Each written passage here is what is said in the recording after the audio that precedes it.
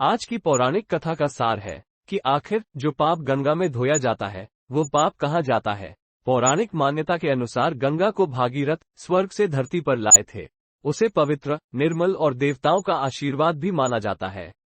इसलिए भी माना जाता है कि गंगा में स्नान करने से मनुष्य के सारे पाप धुल जाते हैं। लेकिन क्या आपने कभी ये सोचा है कि आखिर जो पाप गंगा में धोया जाता है वो पाप जाता कहाँ है। नमस्कार मित्रों, स्वागत है आप सभी का एक बार फिर हमारे रहस्य चैनल पर। मित्रों, हिमालय बहुत सारे जड़ी बूटियों का भंडार है, वहीं से गंगा नदी निकलती है। यही कारण है कि गंगा नदी का पानी सालों तक घर में रखने से भी गंगा जल खराब नहीं होता है। परंतु अब ऐसी बात नहीं रही। अब हमारी गंगा नदी बहुत दूषित हो चुकी है।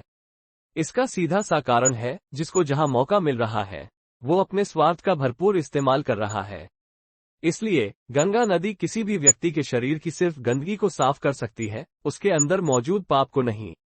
मित्रों, गंगा नदी की पवित्रता का कारण इस कथा को भी बताया गया है कि हमारे सनातन धर्म के ग्रंथों के अनुसार जब गंगा माता का ब्रह्मा जी के कमंड से पृथ्वी पर अवतरण का समय आया तो गंगा जी ने ब्रह्मा जी से पूछा कि पृथ्वी पर मनुष्य अपने पापों का मैल मुझ में छोड़ देंगे तो मैं तो मैली हो जाऊंगी। तब ब्रह्मा जी ने कहा था कि तुम्हारा मैल साधु संतों व महात्माओं के नहाने से साफ हो जाएगा। कुंभ मेले में शाही स्नान का आयोजन इसी खास मकसद के लिए होता है, ताकि गंगा मैया को पाप मुक्त कराया जा सके। दरअसल सबके पाप धोने वाली गंगा मैया खुद भी मैली हो जाती है। इसीलिए कुंभ में सबसे पहले साधु सन्यासियों को सर्वप्रथम स्नान करने का अवसर दिया जाता है, जो समाज से दूर रहकर निर्मोही होकर भगवान में पना मन लगाए रहते हैं, ताकि अगर अंशमात्र भी मैल रूपी पाप हो तो वह भी दूर हो जाए। इस प्रकार गंगा जी का मैल दूर होता रहता है। एक बार एक ऋषि ने सोचा कि लोग गंगा में पाप धोने जाते हैं तो इसका मतलब हुआ कि सारे पाप गंगा में समा गए और गंगा भी पापी हो गई। और फिर उन्होंने अब ये जानने के लिए तपस्या की कि पाप कहाँ जाता है। तपस्या करने के फलस्वरूप देवता प्रकट हुए। ऋषि ने पूछा कि भगवान, जो पाप गंगा में धोया जाता है वो पाप कहाँ जाता है। भगवान ने कहा कि चलो गंगा जी से ही पूछते हैं। दोनों लोग गंगा के पास गए और कहा कि हे गंगे, सब लोग तुम्हारे यहाँ पाप धोते हैं तो इसका मतलब आप भी पापी हुई। गंगा ने कहा, मैं क्यों पापी हुई, मैं तो सारे पापों को ले जाकर समुद्र को अर्पित कर देती हूँ।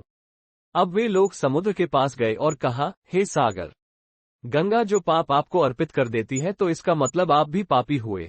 समुद्र ने कहा, मैं क्यों पापी हुआ, मैं तो सारे पापों को लेकर भाप बनाकर बादल बना देता हूँ।